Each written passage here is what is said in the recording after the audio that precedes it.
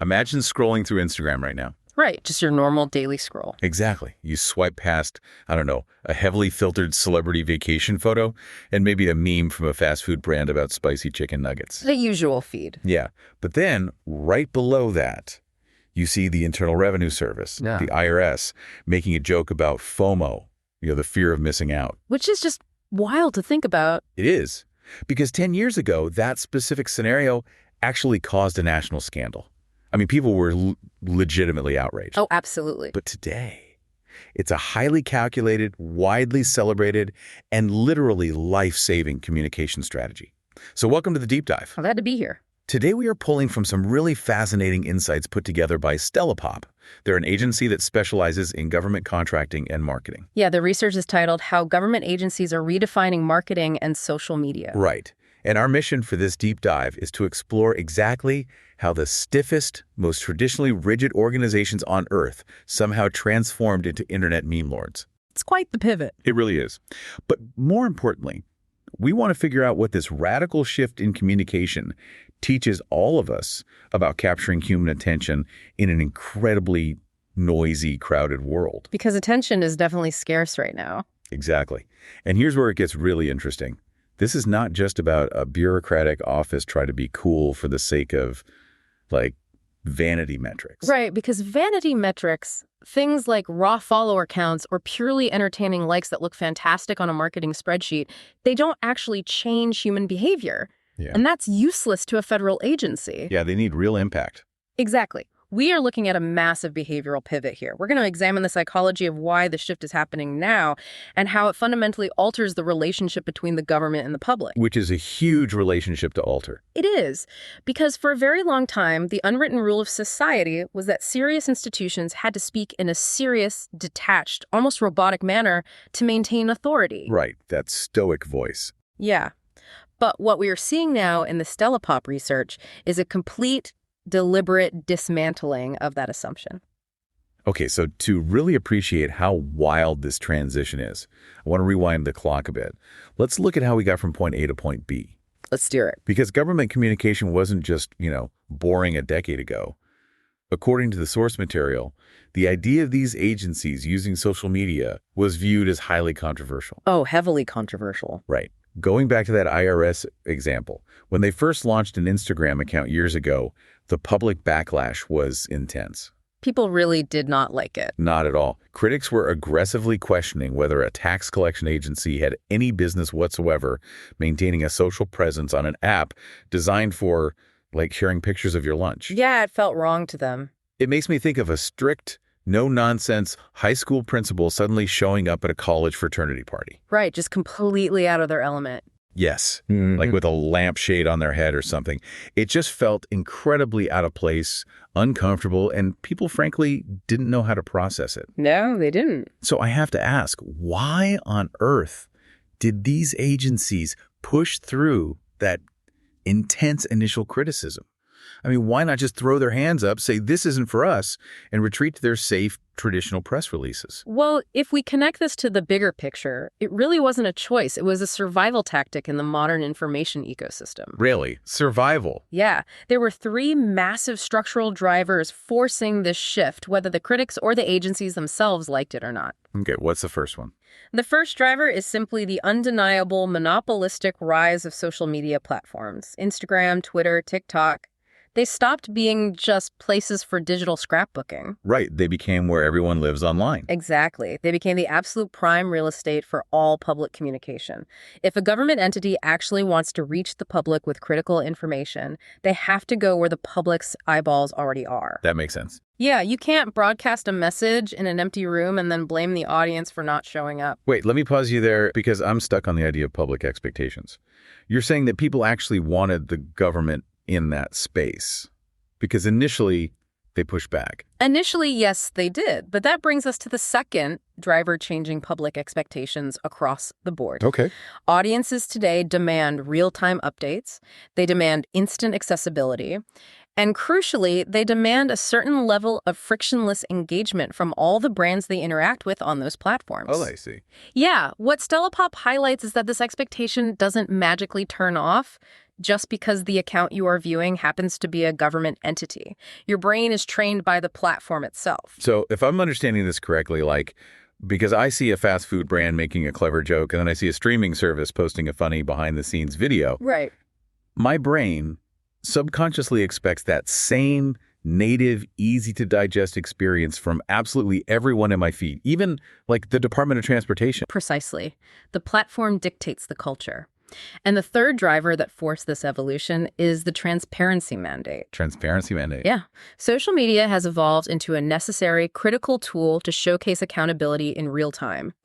It allows organizations to present complex information in a digestible format that actually respects the user's cognitive load. Cognitive load? You mean like how much mental energy it takes to actually process what you're looking at? Exactly that. Think of cognitive load as your brain's short-term working memory.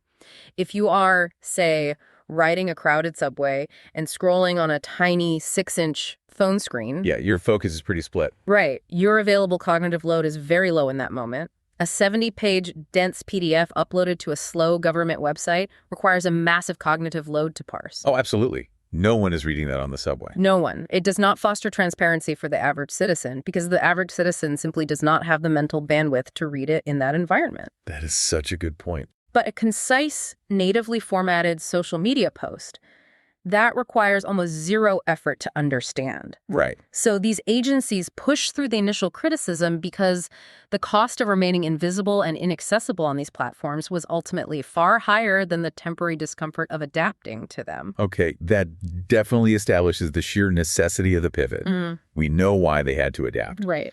Now let's look at what they are actually doing to capture the public's attention, because this is where the execution gets genuinely fascinating. It really does. The source material outlines 3 distinct case studies of agencies successfully injecting personality into their work.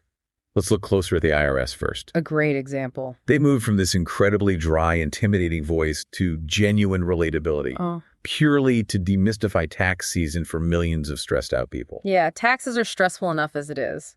Seriously. Yeah. So, for example, they shared an Instagram reel reminding people about tax deductions. But instead of quoting some obscure, terrifying tax code section, the caption was literally, "Don't let FOMO hit you at filing time. Know your deductions." The psychological juxtaposition there is brilliant. It really is, isn't it? Yeah.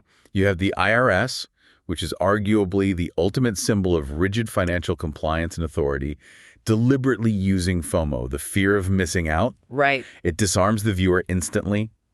Taxes are traditionally associated with anxiety and penalty. Always. But by framing a deduction as avoiding FOMO, they take a highly stressful, punitive event and reframe it in the everyday, casual language of consumer benefit. They are literally speaking the dialect of the internet. That's a great way to put it. And then we have the National Park Service, the NPS. Now, they are leaning heavily into their natural advantages, right? Well, for sure. Because they have stunning world-class visuals of our national parks. Yeah. But instead of just posting a pretty picture with, like, a Latin biological name, they pair it with incredibly quirky text. Yes, their captions are legendary at this point. They are. The source mentions a photo they posted of a really foggy atmospheric park. And the caption was just, BRB, lost in thought, also lost in this fog, hashtag find your park. Yeah. It's so playful. It makes you feel like there's an actual witty human being behind the screen who loves the outdoors just as much as you do. And what the NPS is doing there is building a parasocial relationship. A parasocial relationship. Like when people feel deeply connected to a celebrity or, a podcaster they've never actually met. Exactly like that. It's a one-sided psychological bond, but it feels very real to the audience.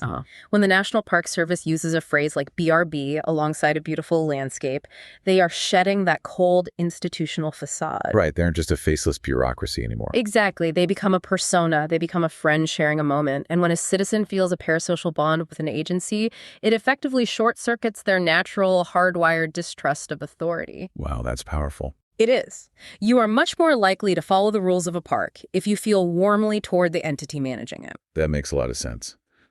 But I want to get to the third case study, the U.S. Consumer Product Safety Commission, the CPSC. Yes, the CPSC. Okay, let's unpack this one because I really struggled with it. They are using meme-style language for intensely serious hazards. They definitely push the envelope. They do. The example highlighted by Stella Pop is a tweet featuring a picture of a toaster. The caption reads, "If your toaster is doing this, cue flames. It's time for a recall. Check cpsc.gov for updates." Yeah. I mean, I have to push back on this. If my toaster is literally on fire, I don't want a meme. I want a fire extinguisher. Right, right. Isn't it profoundly reckless to pair a real fire hazard, something that could burn a family's house to the ground, with a casual, snarky Q-Flames meme format? Is this just a desperate agency trying to hack the algorithm, or does humor actually have a place in a life-or-death safety recall? It is a very fair critique, and to be honest, it's the exact hesitation that keeps government communications directors awake at night. I bet it does. But what's fascinating here is that the CPSC is actually redefining how we distribute vital warnings by acknowledging how human attention actually works. Okay, how so? Think about the alternative. The traditional responsible approach is a dry, bureaucratic warning issued via a standard press release. It might say something like, "Notice, consider item 49B has a thermal malfunction resulting in combustion." Right. And nobody, except a few journalists, is going to read that. Nobody reads it, and more importantly, nobody shares it. It dies in a void. True. By utilizing viral meme language, the CPSC is essentially using humor as a carrier wave for the safety data. It's like a Trojan horse. Oh, I see. The snarky Q-Flames tweet penetrates the algorithm. It gets retweeted, it gets screenshotted and dropped into family group chats. Yeah, my mom would definitely text that to me. Exactly. The humor guarantees that the life-saving information actually reaches the consumer's eyeballs before the toaster catches fire. Wow. So it's not reckless, it's aggressively pragmatic. They are prioritizing the actual spread of the recall information over the preservation of some outdated notion of bureaucratic stoicism. That is wild. So the humor isn't trivializing the danger. It's literally the delivery mechanism engineered to save your kitchen. Exactly. That shifts my entire perspective. And it transitions perfectly into the next major concept from the source, the actual return on investment of this relatability. The ROI is huge here. Right. We've seen the funny tweets, but what is the ROI for a government agency adopting this strategy? Because Stella Pott points out that sticking to safe, monotonous communication actually hurts these organizations. It does. It slows down their outreach and effectiveness. Yeah. So beyond just getting a retweet, what does this actually achieve? Well, it achieves a fundamental shift in public perception, which is arguably the hardest thing for any institution to change. Oh, definitely. The Stella Pop research outlines several core returns on this investment. First, it builds trust and transparency by humanizing the agency, breaking down those rigid adversarial barriers.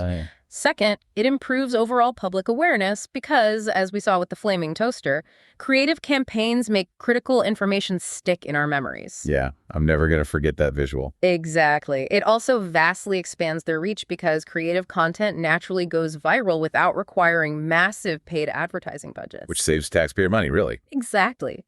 Next, it fosters genuine two-way engagement. Citizens actually comment, ask questions, and share their own experiences. A real dialogue. Right. But perhaps the most vital ROI is that it helps overcome deep-seated stigma.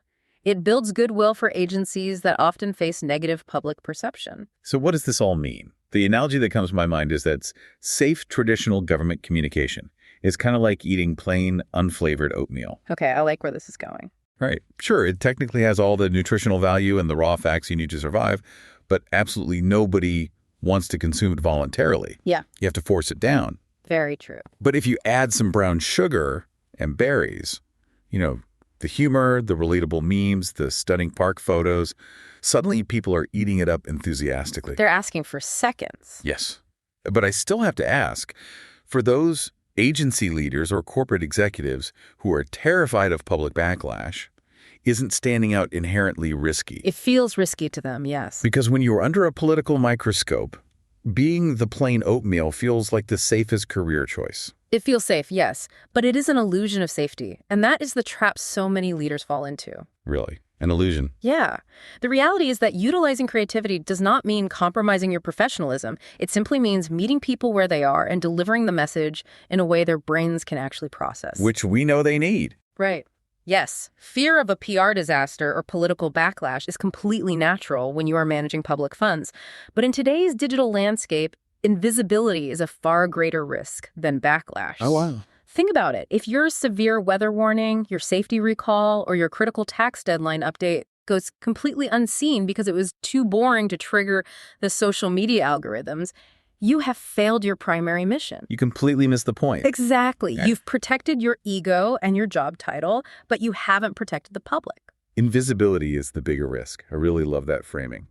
So, since the risk of staying safe and invisible is mathematically too high, how exactly do these rigid, anxious organizations transition into this new era without accidentally causing a massive scandal? They have to be smart about it. Right.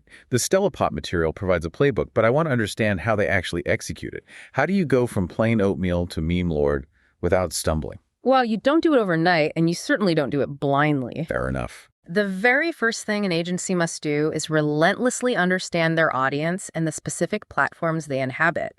You don't post a 30-minute policy breakdown on TikTok, and you don't post dancing trends on LinkedIn. Right. Can read the room. You have to map the terrain. Then you start small. You don't launch a massive, edgy national campaign on day one. Too risky. Way too risky. You run low-risk, micro campaigns to test the waters, analyze the public's reaction, and find your voice. Okay, but what about the actual content? How do you ensure you're not just being funny and forgetting the actual mission? That is the most critical tightrope walk of the entire philosophy blending fun with function. Okay. This makes you think of sneaking vegetables into a toddler's meal. Oh, perfect analogy. Right. The relatable funny meme is the melted cheese on top, but the vital policy update, or the toaster safety recall, is the broccoli hidden inside. Exactly. You absolutely need the melted cheese to get them to open their mouths and take a bite, but the entire nutritional purpose of the meal is the broccoli. That analogy is spot on. If the joke is so loud, so absurd, or so layered in internet irony that the viewer completely forgets about the toaster recall, the campaign is a failure. Right, the cheese overpowered the broccoli. Yes. The humor must act purely as a delivery vehicle for the function. It can never be humor just for the sake of getting laughs. Makes sense. It has to be reverse engineered so that when the initial laugh fades, the underlying safety message remains firmly lodged in the user's memory. So how do they ensure they have the right ratio of cheese to broccoli? By heavily leveraging data and collaborating internally, they A/B test these formats. They look at the analytics, not just vanity metrics like likes, but actual click-through rates to the government website. Did they actually click the link? Exactly. Did the meme cause people to actually check their toaster model number? And they do this by breaking down silos. The communications team, the graphic designers, and the legal compliance teams all have to sit in the same room and agree on the message. Which explains why the source emphasizes best practices like visual storytelling and speaking the audience's language. Precisely. If our brains process visuals tens of thousands of times faster than text, a striking graphic of a foggy national park or a flaming appliance bypasses that cognitive load we talked about earlier. It just grabs you instantly. Yes, visual storytelling respects the reality of the user's environment, and speaking their language means abandoning heavy bureaucratic jargon for conversational tones. Just talking like a normal person. Exactly. It's also about engaging in real time with trending topics, creating shareable content, and maintaining absolute transparency even when the topic is difficult. Don't hide from the bad stuff. Never. None of these strategies dictate that an agency should act outrageously or abandon its core values. It is entirely about translating those core values into a dialect that the modern internet actually speaks. That's a great distinction. It is an exercise in deep structural empathy for the end user, masquerading as a funny meme. Empathy masquerading as a meme. That is such a powerful, clarifying way to frame this entire phenomenon. And that brings us to the ultimate takeaways for you listening right now. We've covered a lot of ground today. We really have. We have taken quite a journey through the Stella Pop insights. We've gone from a world where the mere existence of an IRS Instagram account caused widespread panic to a reality where a literal flaming toaster meme from a federal safety commission is recognized as an optimized, life-saving communication tool. It's an incredible evolution. It is. The big takeaway here is profoundly clear engaging your audience on their preferred platforms and using their native language does not diminish your authority. It is the exact opposite. Exactly. It drives awareness, it builds essential parasocial trust, and it massively increases actual compliance. The old safe days of plain oatmeal communication are officially over. Which brings us to the broader implications of this behavioral shift. This raises an important question for all of us to consider, regardless of what field we work in. I love this part. If the most bureaucratic, heavily scrutinized, risk-averse government agencies in the country organizations bound by endless regulations and congressional oversight can successfully use memes, humor, and digital creativity to communicate life-saving and legally binding information. Yeah. What does that mean for you?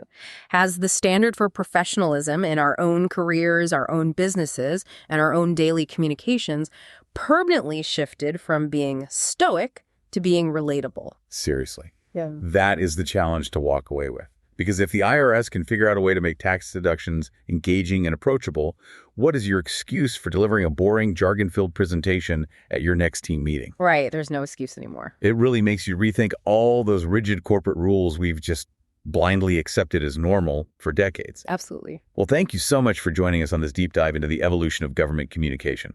Next time you are scrolling and you see a federal agency cracking a joke on your timeline, you will know exactly the psychological strategy and the broccoli hidden right behind it. We will catch you next time.